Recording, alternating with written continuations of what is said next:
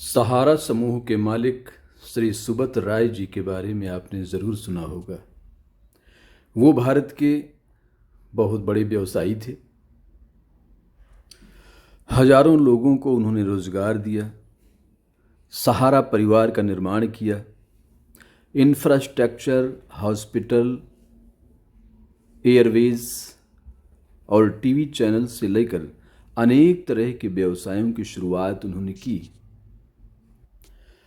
एक व्यक्ति अपने जीवन में कैसे इतने बड़े काम कर लेता है, इसके लिए हमारी जिज्ञासा हुई कि उनके हाथ को देखा जाए। अगर हम उनके हाथ को ध्यान से देखें तो माउंट ऑफ जुपिटर यानी कि गुरु बहुत बलवान है, बहुत ही अच्छी स्थिति में उठा हुआ है, जो न सिर्फ महत्वाकांक्षी बनाता है बल्कि लीडरशिप क्वालिटीज़ भी देता है। लोगों को जोड़ना, नेटवर्क बनाना, उनसे काम लेना, इसमें ये माहिर हैं। इसके अलावा इनके हाथ की जो त्वचा है वो काफ़ी संवेदनशील है। शुक्र काफ़ी विकसित है और शुक्र जब विकसित होता है तो ऐसे लोग बहुत शौकीन होते हैं। सुंदर वस्त्र, सुंदर गाड़ी, सुंदर मकान, सुंदर वातावरण इन्हें बहुत पसंद होता है। लोगों के जीवन को सुंदर बनाने में भी इनकी रुचि होती है। जीवन रेखा और शीर्ष रेखा प्रारंभ में आपस में जुड़ी हुई हैं और ये महत्वाकांक्षा के साथ साथ सूझबूझ भी देती है। लेकिन सबसे महत्वपूर्ण जो चिन्ह इनके हाथ में है, ये बड़े आश्चर्य की बात है कि एक ही चिन्ह के कारण इन्होंने अनेक दिशाओं में, अनेक विषयों में, अनेक आयामों में सफलता प्राप्त की और उसके बारे में स्पष्ट रूप से लिखा हुआ है। सामुद्रिक शास्त्र में लिखा है कि यस्य मत्स्य समारेखा कर्म सिद्धिश्च जायते धनाढ्यस्तु च विज्ञेयो बहुपुत्रो न संशयः। अर्थात ये मछली जैसी रेखा जिसके हाथ में होती है, यस्य मत्स्य समारेखा कर्म सिद्धिश्च जायते धनाढ्यस्तु च विज्ञेयो बहुपुत्रो न संशयः। ऐसे लोग कई विषयों का ज्ञान रखते हैं, इनके कार्य सिद्ध होते हैं, धनाढ्यस्तु धनवान होते हैं निश्चित रूप से, बहुपुत्रो न संशयः। तो जब मैंने इनका हाथ देखा तो मुझे लगा कि पुत्र तो दो ही हैं, ऐसा मैंने समाचार में पढ़ा, लेकिन बहुपुत्रो अगर आप देखें तो इनका सहारा परिवार भी है। और पुत्र का मतलब ये नहीं होता कि स्वयं के द्वारा जन्म दिए हुए पुत्र।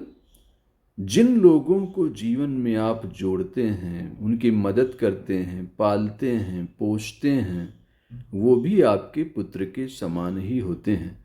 तो ये एक चिन्ह हाथ में है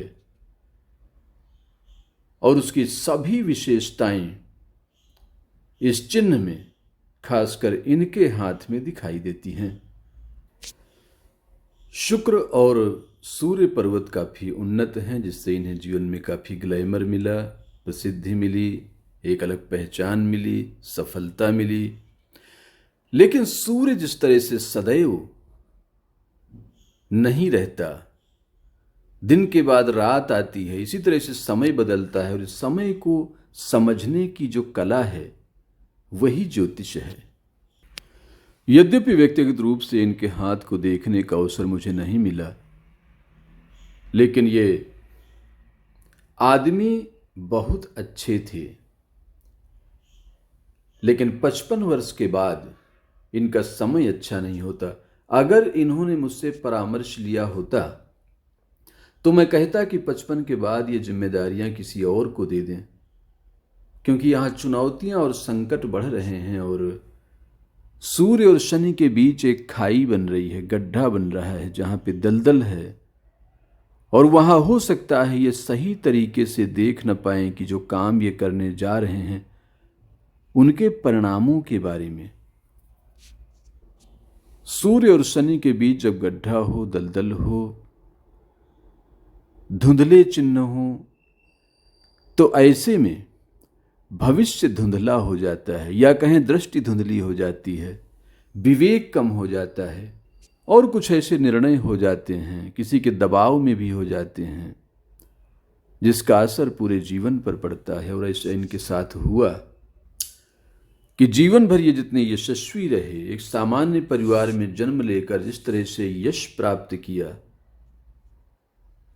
वो लगभग 55 वर्ष के बाद धुंधला होना शुरू हो गया और अपयश मिलना शुरू हो गया। खासकर सूर्य और शनि का अगर आप प्रभाव देखें, सूर्य सत्ता का है और सत्ता पर इनकी पकड़ कमजोर हो गई, और शनि कानून का है और कानून ने बुरी तरह से जकड़ लिया।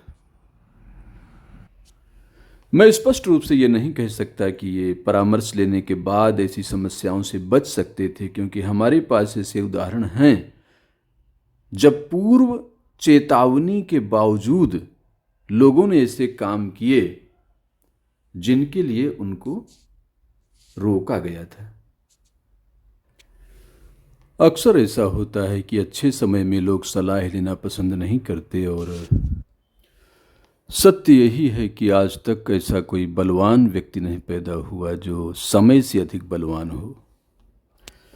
यही विधि का विधान है और आप सबका कल्याण हो, यही मेरी कामना है।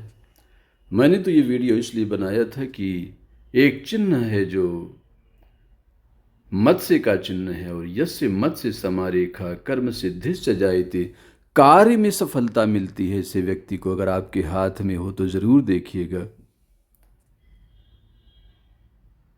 यस्य मत्स्य समारेखा कर्म सिद्धिश्च जायते, धनाढ्यस्तु धनवान होता है, च विज्ञेयो विज्ञेयो विद्वान बुद्धिमान, बहुपुत्र न संशय। और ये सहारा इंडिया परिवार निश्चित रूप से एक बड़ी उपलब्धि है। ऐसे महापुरुषों को हम नमन करते हैं, और उन लोगों के लिए ये एक सीख हो सकती है कि जितना आप जीवन में आगे बढ़ते जाएं, उतना ही सावधान होते जाएं। सावधानी उतनी जरूरी, जितना आप ऊंचाई पर जाते हैं उतना ही सावधानी जरूरी है। संभल कर पैर रखें ताकि जीवन भर का जो सुख है वो कहीं छिन ना जाए, दुखी न कर दे। अक्सर ऐसा होता है कि जीवन भर लोग सुख की खोज करते हैं, धन की खोज करते हैं, सोचते हैं धन से सारे सुख मिल जाएंगे, लेकिन ऐसा हो नहीं पाता। जीवन भर भीड़ में रहने वाला व्यक्ति लास्ट में अकेले पड़ जाता है, और पत्नी बच्चे तक नहीं पहुंच पा रहे। जब मैंने समाचार में ये देखा तो मैंने उनका हाथ खोजा कि क्या कुछ ऐसे सूत्र मिल सकते हैं जहां से हम समझने की कोशिश करें, क्योंकि समझदार वही है जो दूसरों से सीखे, दूसरों के जीवन से सीखे। लेकिन ऐसा अक्सर देखने को मिलता है कि सलाह लेने के लिए, सीखने के लिए लोग खराब समय का इंतजार करते रहते हैं, और सलाह लेनी भी पड़े तो ऐसे लोगों से लेते हैं जो उनकी मन की बात कहें, चाटुकारिता करें, और उनकी बजाय अपने हितों का ध्यान रखें। तो आप भी सावधान रहिए, सजग रहिए।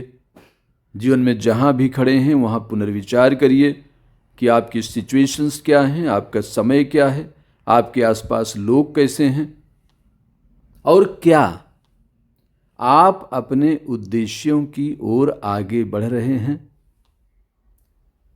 या सिर्फ दूसरों के उद्देश्य पूरे करने में, दूसरों के इशारों पर चलने में अपना समय नष्ट कर रहे हैं। विचार जरूर करिएगा। इतने ध्यान और प्रेम से सुनने के लिए बहुत बहुत धन्यवाद। ईश्वर से आप सबके निरंतर कल्याण के लिए, निरंतर प्रगति के लिए, मन की शांति के लिए अनेकानेक शुभकामनाएं। मंगल कामनाएं।